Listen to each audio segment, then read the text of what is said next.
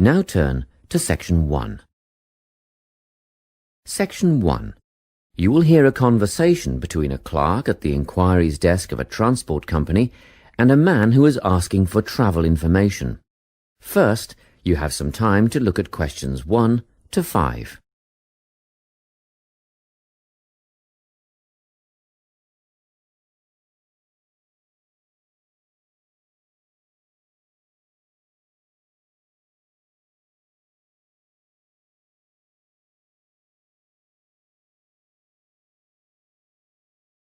You will see that there is an example that has been done for you.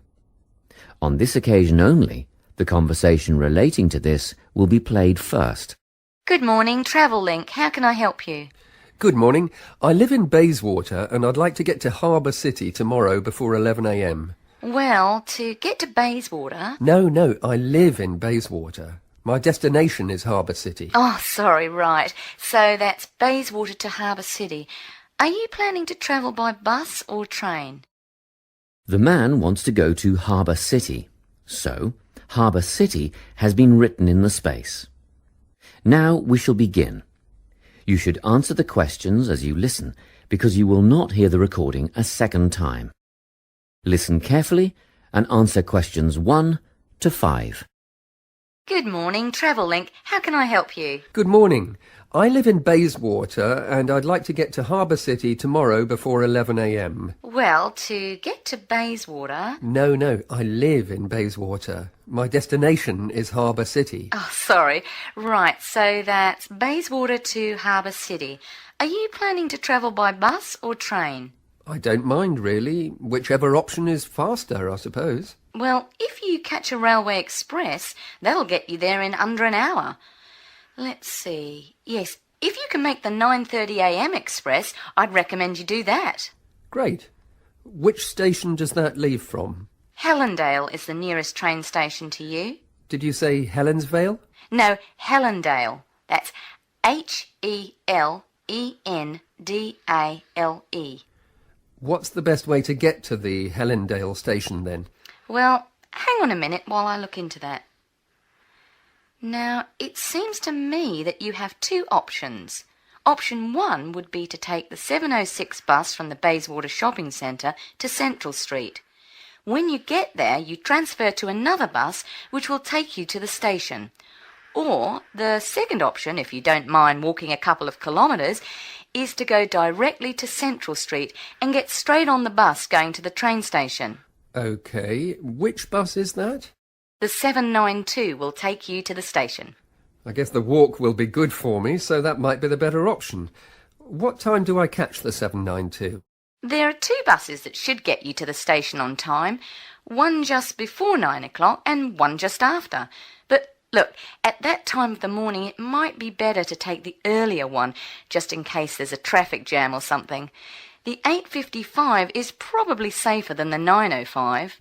Yeah, I don't want to miss the train, so I'll be sure to get on the 5 to 9 bus. Before you hear the rest of the conversation, you have some time to look at questions 6 to 10.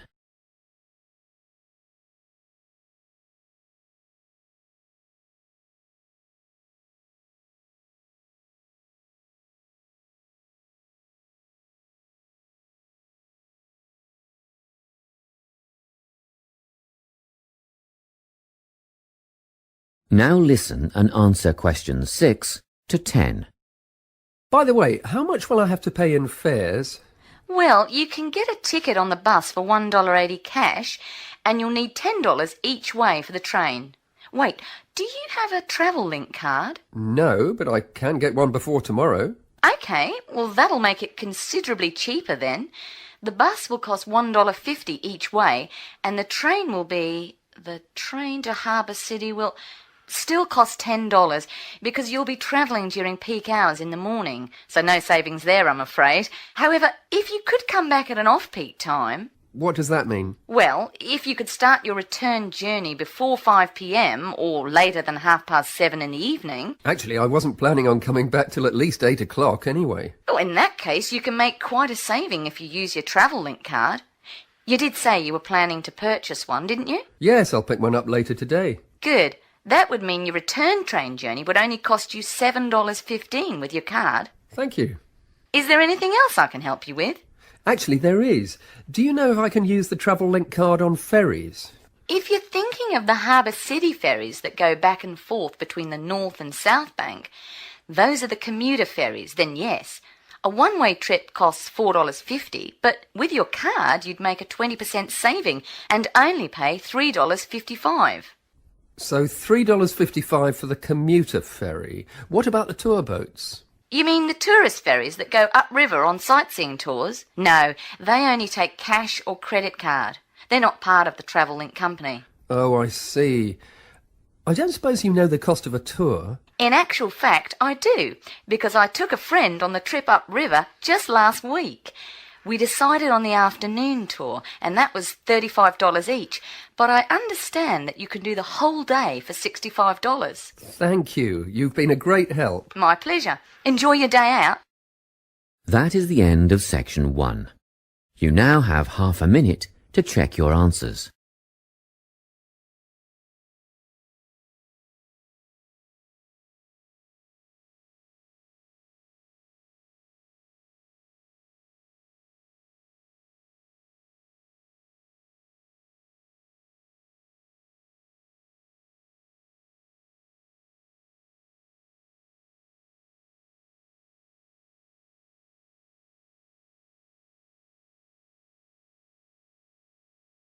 Now turn to section 2.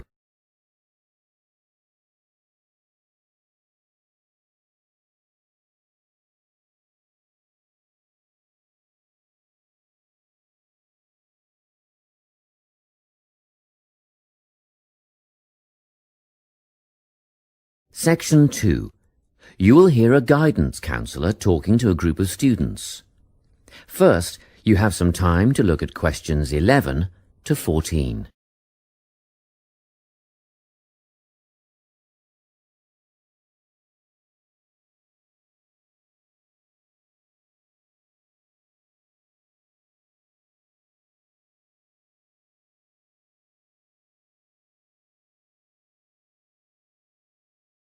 Listen carefully and answer questions 11 to 14.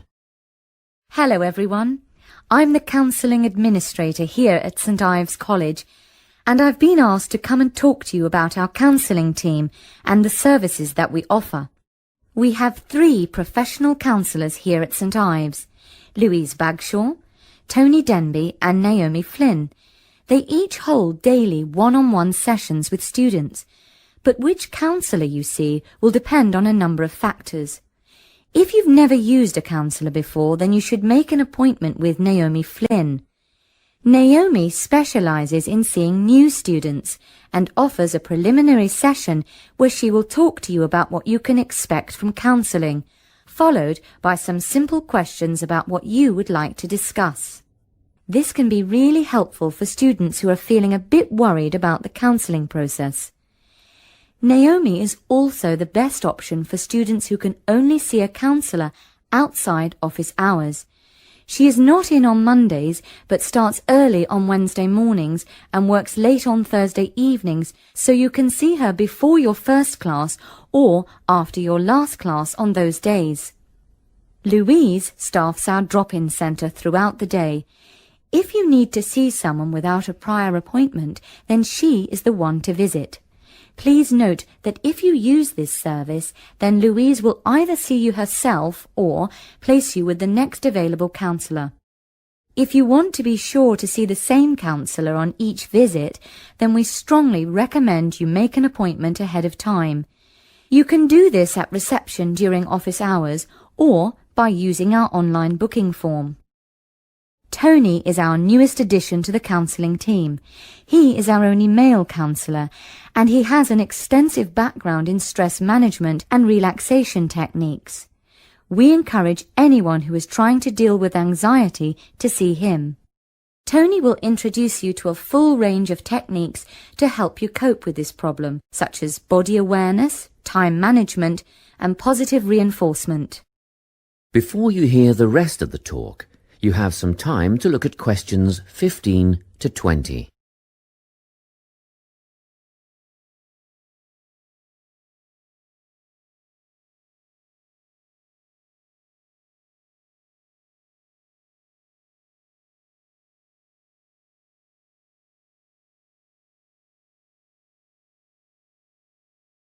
Now listen and answer questions 15 to 20.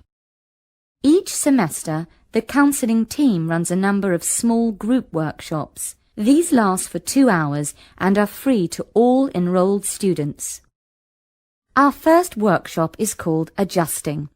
We've found that tertiary education can come as a big shock for some people. After the structured learning environment of school, it is easy to feel lost. In this workshop, we will introduce you to what is necessary for academic success. As you might expect, we're targeting first-year students with this offering. Getting organised follows on from the first workshop. Here, we're going to help you break the habit of putting things off, get the most out of your time, and discover the right balance between academic and recreational activities. With Getting Organised, we're catering to a broader crowd, which includes all undergraduates and postgraduates. Next up is a workshop called Communicating. The way people interact here may be quite different to what you're used to, especially if you've come from abroad. We'll cover an area that many foreign students struggle with, how to talk with teachers and other staff. We'll cover all aspects of multicultural communication. International students tend to get a lot out of this class, so we particularly encourage you to come along. But I must say that sometimes students from a local background find it helpful too, so everyone is welcome. The anxiety workshop is held later on in the year and deals with something you will all be familiar with, the nerves and anxiety that come when exams are approaching. Many students go through their entire academic careers suffering like this, but you don't have to. Come to this workshop and we'll teach you all about relaxation and how to breathe properly, as well as meditation and other strategies to remain calm. We've tailored this workshop to anyone who is going to sit exams. Finally, we have the motivation workshop. The big topic here is how to stay on target and motivated during long-term research projects. This workshop is strictly for research students, as less advanced students already have several workshops catering to their needs. Well, that's it. Thanks for your time. If you have any questions or want more information about our services, do come and see us at the counselling service. That is the end of section 2. You now have half a minute to check your answers.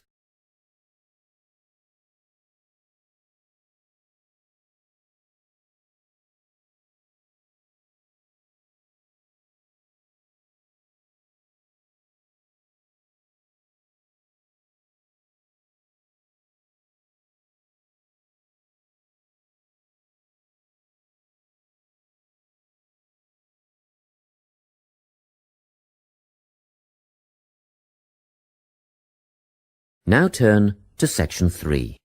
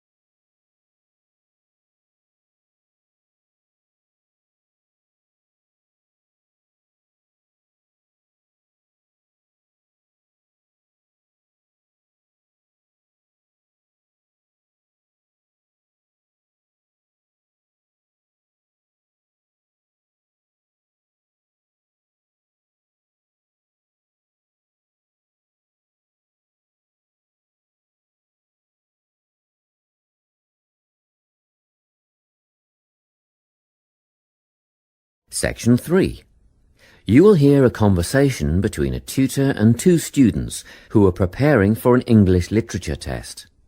First, you have some time to look at questions 21 to 24.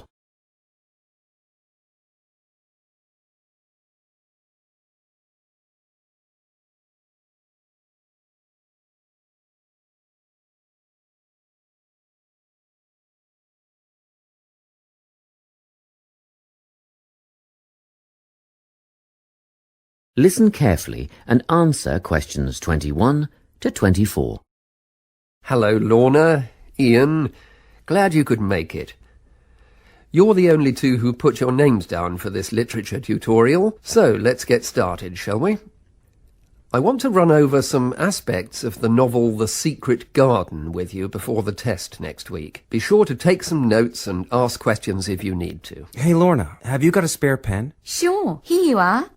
OK, so the story follows two key characters. You should refer to them as protagonists, who go by the names of Mary Lennox and Colin Craven. The story is set shortly after the turn of the 20th century, and the narrative tracks the development of the protagonists as they learn to overcome their own personal troubles together. That's quite a common storyline, isn't it? Yes, you're right, Lorna. So what can you tell me about the character of Mary? Well, in the beginning, she is an angry, rude child who was orphaned after a cholera outbreak and forced to leave India and move to the United Kingdom to her uncle's house in Yorkshire. That's right. And there she meets Colin, who spends his days in an isolated room, believing himself to be permanently crippled, with no hope of ever gaining the ability to walk. The two strike up a friendship, and gradually learn, by encouraging each other, that they can both become healthy, happy and fulfilled in life. Will we need to remember a lot of these details for the exam? Just the basic outline. Examiners don't want to read a plot summary. They know what the book is about. Focus on narrative techniques instead, such as point of view. What's that mean? It's all about how we see the story. This story, for example, is written from the perspective of what is called an omniscient narrator. Omniscient means all-knowing. So, as readers, we get to see how all the characters feel about things, what they like and don't like, and what their motivations are in the story. Before you hear the rest of the conversation, you have some time to look at questions 25 to 30.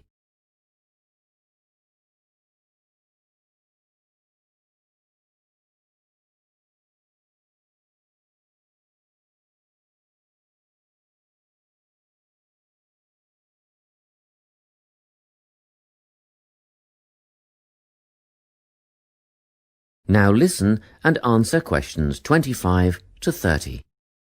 Won't it be hard to write a technical analysis? After all, it's a kid's book. Well, it was initially pitched at adults, you know. But over the years it has become seen as a more youth-orientated work. And you're right in a sense.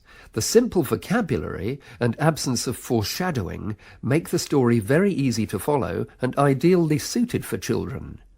But that doesn't mean there isn't much to analyse. Look at the symbolism, for instance. Symbols are things, right?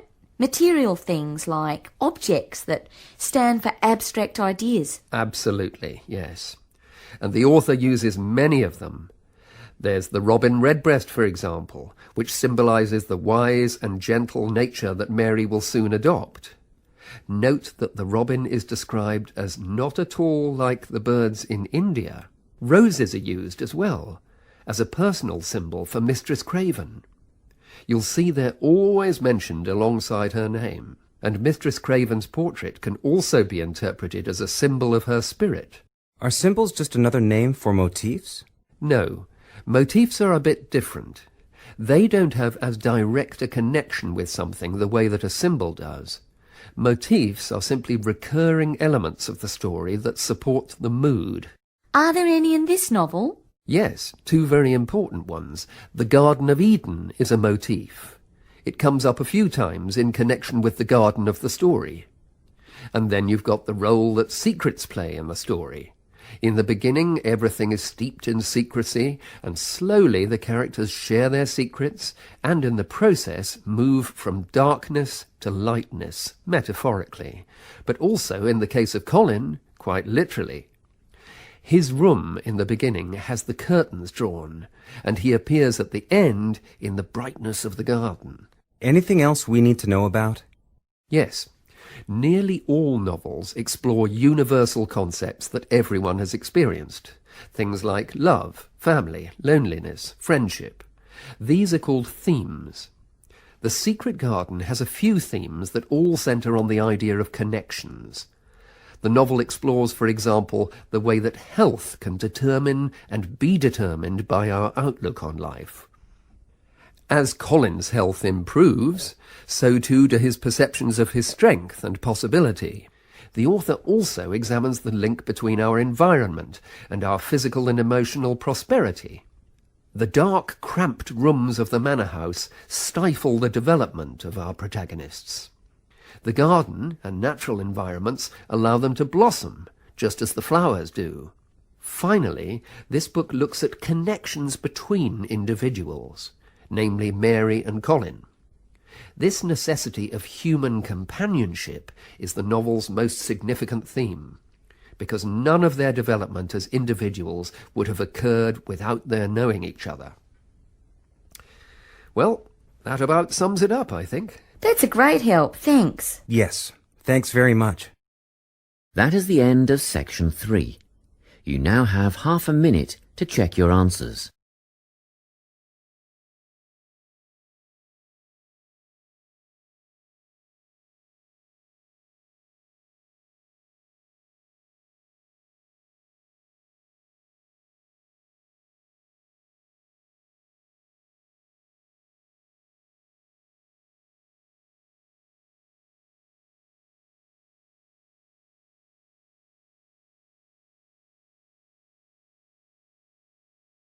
Now turn to section 4.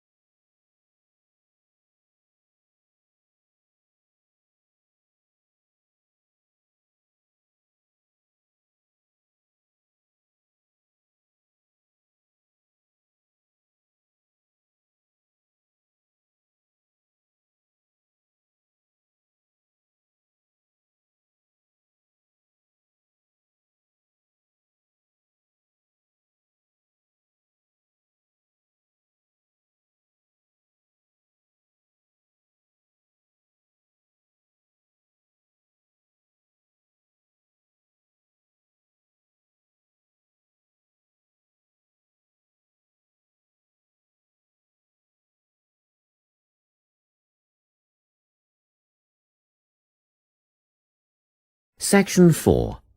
You will hear a talk on the topic of time perspectives.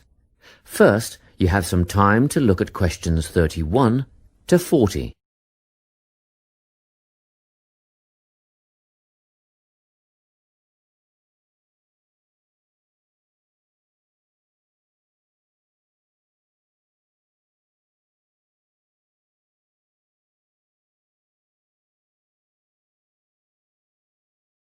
Listen carefully and answer questions 31 to 40. Today, I'm going to be talking about time. Specifically, I'll be looking at how people think about time and how these time perspectives structure our lives. According to social psychologists, there are 6 ways of thinking about time, which are called personal time zones. The first 2 are based in the past. Past positive thinkers spend most of their time in a state of nostalgia, fondly remembering moments such as birthdays, marriages, and important achievements in their life. These are the kinds of people who keep family records, books, and photo albums. People living in the past negative time zone are also absorbed by earlier times, But they focus on all the bad things. Regrets, failures, poor decisions. They spend a lot of time thinking about how life could have been. Then, we have people who live in the present. Present hedonists are driven by pleasure and immediate sensation. Their life motto is to have a good time and avoid pain. Present fatalists live in the moment too, but they believe this moment is the product of circumstances entirely beyond their control. It's their fate, whether it's poverty, religion, or society itself. Something stops these people from believing they can play a role in changing their outcomes in life. Life simply is, and that's that. Looking at the future time zone, we can see that people classified as future active are the planners and go-getters. They work rather than play and resist temptation. Decisions are made based on potential consequences, not on the experience itself. A second future-orientated perspective, future fatalistic, is driven by the certainty of life after death and some kind of a judgment day when they will be assessed on how virtuously they have lived and what success they have had in their lives. Okay, let's move on. You might ask, how do these time zones affect our lives? Well, let's start at the beginning. Everyone is brought into this world as a present hedonist. No exceptions. Our initial needs and demands, to be warm, secure, fed, and watered, all stem from the present moment. But things change when we enter formal education. We're taught to stop existing in the moment and to begin thinking about future outcomes. But did you know that every 9 seconds a child in the USA drops out of school? For boys, the rate is much higher than for girls. We could easily say, well, boys just aren't as bright as girls. But the evidence doesn't support this. A recent study states that boys in America, by the age of 21, have spent 10,000 hours playing video games. The research suggests that they'll never fit in the traditional classroom, because these boys require a situation where they have the ability to manage their own learning environment. Now, let's look at the way we do prevention education. All prevention education is aimed at a future time zone. We say, don't smoke or you'll get cancer. Get good grades or you won't get a good job. But with present-orientated kids, that just doesn't work. Although they understand the potentially negative consequences of their actions, they persist with the behavior because they're not living for the future. They're in the moment right now. We can't use logic, and it's no use reminding them of potential fallout from their decisions or previous errors of judgment. We've got to get in their minds just as they're about to make a choice. Time perspectives make a big difference in how we value and use our time. When Americans are asked how busy they are, the vast majority report being busier than ever before. They admit to sacrificing their relationships, personal time, and a good night's sleep for their success. 20 years ago, 60% of Americans had sit-down dinners with their families, and now only 20% do.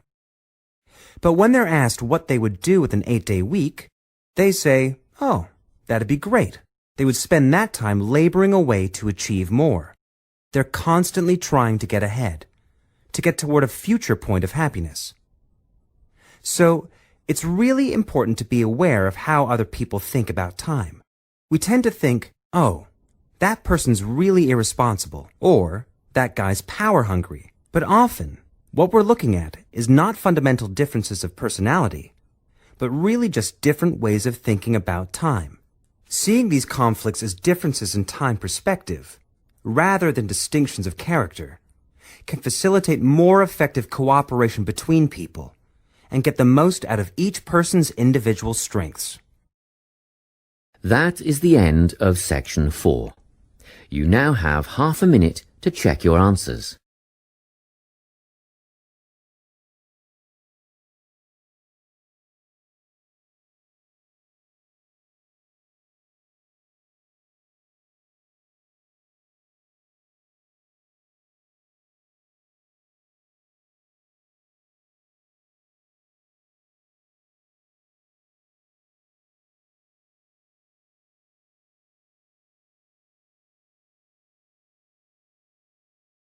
That is the end of the listening test.